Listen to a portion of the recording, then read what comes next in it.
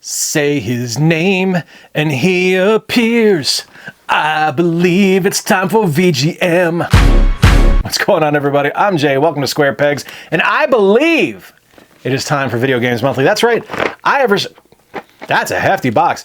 I've received a very hefty shipment from my friends at VGM. It is time to unbox it, find out what's inside, let you know what I got this month. All I have to do is free this thing from its priority mail prison, crack the box open, take a look at the games, hold them up to the camera so you can see what I got, and I can't see because I am old and blind.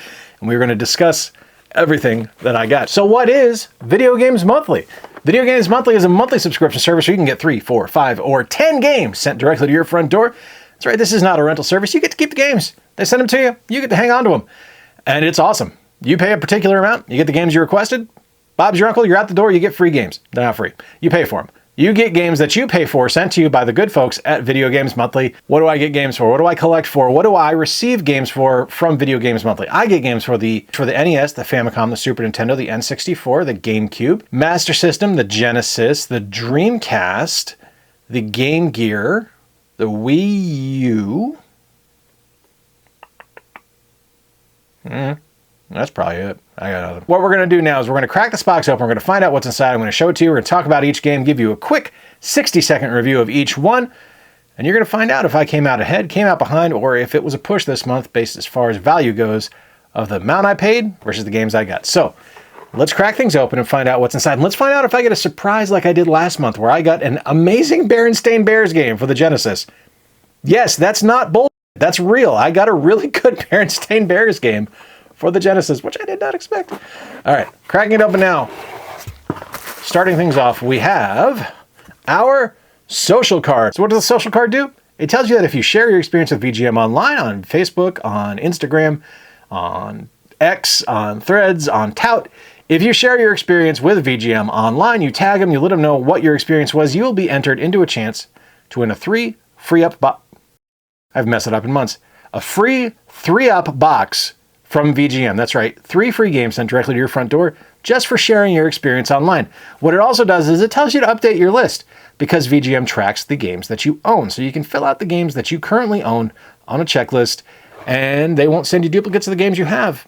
Now, human error does happen. Sometimes you will get a duplicate sent, but the nice thing about VGM is their customer service is top notch. So if there's an issue, you just let them know. They'll send you out a free game. You'll be taken care of. All good, my friends. You will be sorted quick. Now, there's always some little bit of ephemera in here. There's always some little bit of giveaway tchotchke thing. I'm not feeling it this month. Maybe I didn't get a tchotchke. All right, let's find out. What did I get? I have here a GameCube case, a Genesis game, a Super Nintendo game, an NES game, and another NES game. All right, so that's what we have. We're going to do Genesis last. It is, after all, the summer of Sega. We're going to start things off with NES. All right, here we go. Shine it up nice. 3. You know what the good thing is I just got back from Siege, and I didn't get anything on the NES. I got one thing on the Super Nintendo. I got a bunch of stuff on the Genesis, so I'm playing with fire there. And I didn't get anything on the GameCube, so I should be okay with NES and GameCube as far as not having duplicates here. But let's go. 3, 2, 1. Tecmo Bowl? Hell yeah, Tecmo Bowl. One of the greatest gridiron games ever released. Tecmo Bowl is a fantastic title. One of my favorites. Actually, kind of surprised I don't own this one. I'll have to go check the list, but really excited to check this out. Let's take a look now at Tecmo Bowl. Ready, down.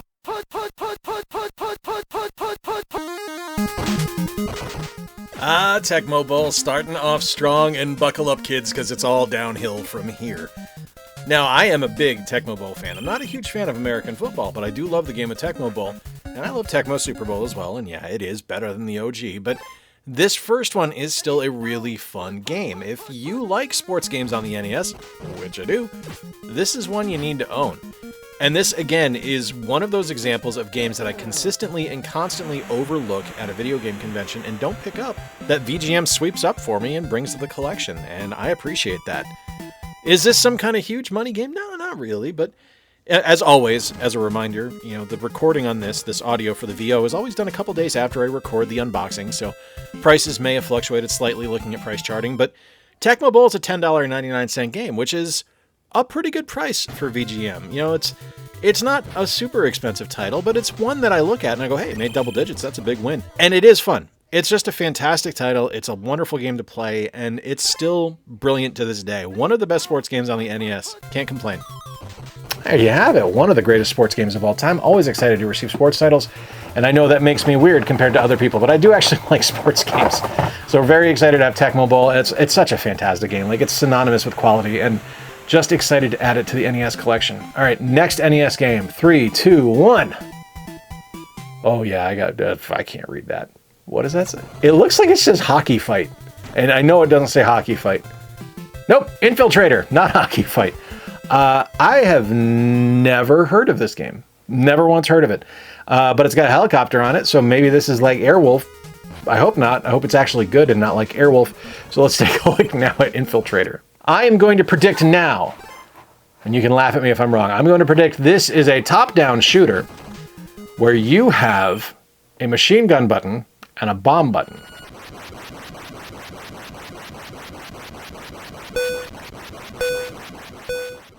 Looking at the history of Infiltrator, it is not difficult for me to look at it and say, yeah, this started life as a PC title, because it doesn't play like an NES game whatsoever. It's not good.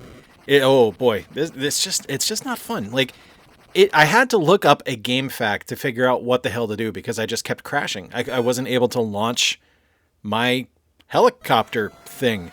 Now, it has a sense of humor. There's some really funny stuff at the start. It's very, very much steeped in 1980s machismo, but I don't know, man. It just doesn't translate to a fun experience overall. Like, it's clunky.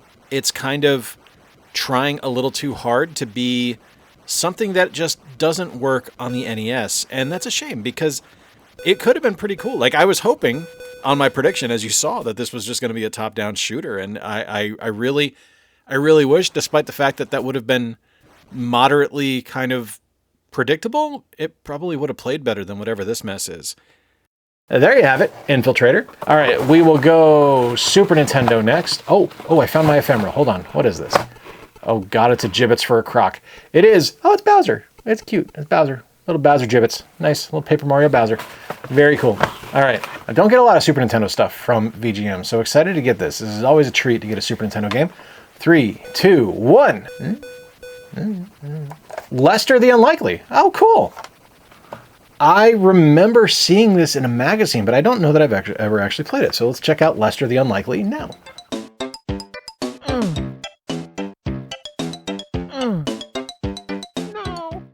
I remember seeing ads for Lester the Unlikely in comic books back in the 90s, and I was intrigued. I mean, I was a nerdy kid, so any kind of game you see starring a nerd is something that's gonna, it was representation before we knew what that word meant.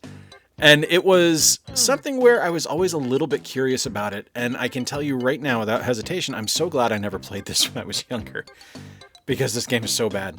Holy crap, this game is terrible. This is Prince of Persia without the sense of style. This is a platformer without any sense of direction or semblance of order or solid level construction. It's just a mess. The controls aren't good. The locomotion on the character is bad. It randomly stops you and has you run away from enemies, despite the fact that you're controlling the character actively in one direction. It'll turn you and move in the other direction.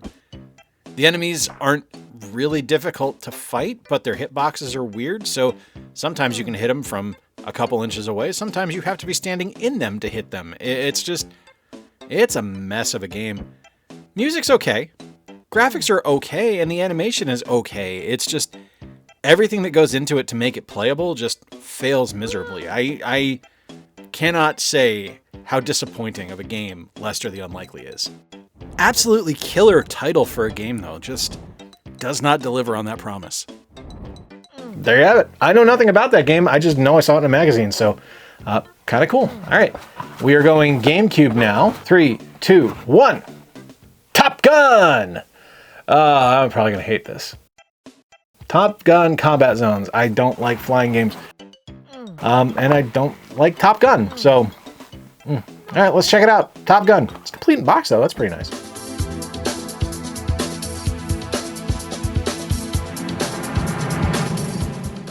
Yeah, I said it in the video. I'm not a fan of dogfight games typically. I like ones that have style and substance and a little bit of panache, I guess, for lack of a better term. Like, I love the Star Wars dogfight games. I love Crimson Skies.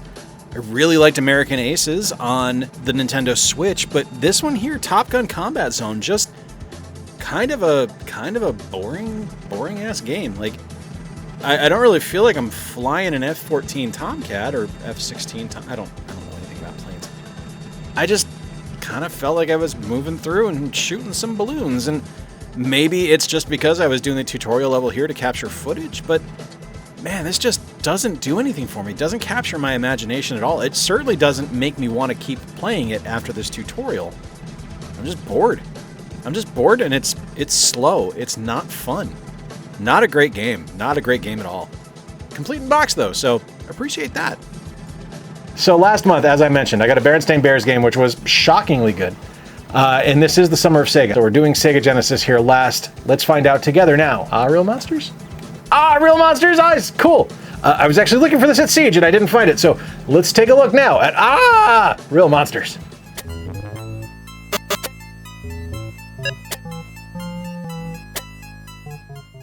We had a golden age back in the 90s of Nickelodeon animation. Now, I know a lot of people really love stuff like The Last Airbender, and I can't fault you for that because it's a brilliant show, but there was a time in the 1990s where we got stuff like Doug and Ren and Stimpy and Rugrats, and this property here, Real Monsters. This was an absolutely brilliant cartoon, and it actually makes for a fairly decent video game once you can figure out what's going on. Now, much like Infiltrator, I had to look up a game fact to figure out what some of the controls were here because I just couldn't figure it out in-game.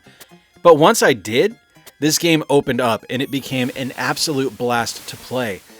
The graphics are great. The controls are really fun. The ability to use the different monsters and each of them having different abilities was really cool and really enjoyable. And it's something where, yeah, I had a lot of fun with this one. I'm really excited to have this. And maybe this is just those 90s Nickelodeon nostalgia moments really doing a lot of heavy lifting here for me, but I think this is a really solid game, and I'm pleasantly surprised by it. For something that could have very easily gone off the rails, this one actually sticks the landing, and I'm really, really happy with that. There you have it, the 5 games I got this month. But let's take a break real quick. I'm going to total up how valuable everything is, and we'll be right back. Say his name and he appears. I'm back, and this month I came out pretty much right on the nose. About 50 cents less than what I pay every month, but that's okay. That's just a fluctuation in prices. And I'm pretty excited about the stuff I got this month. I do love Tecmo Bowl, excited to have that. Excited to try out Lester the Unlikely, which is the big ticket item this month. And excited to have Real Monsters, which was on my shopping list at Siege. So all in all, some quality stuff here. I'm very excited. Let me know in the comments down below what game you were most interested in that I received this month from Infiltrator? From Video Games Monthly. If it's Infiltrator, great! Apparently that's stuck in my brain. Also, let me know if you're a subscriber to VGM. Let me know the games you got this month as well. I'd love to check it out. Until next time, folks, I've been Jay. Appreciate you spending a little bit of time with me. Remember to play more games, stay square, and take care. I'll talk to you soon.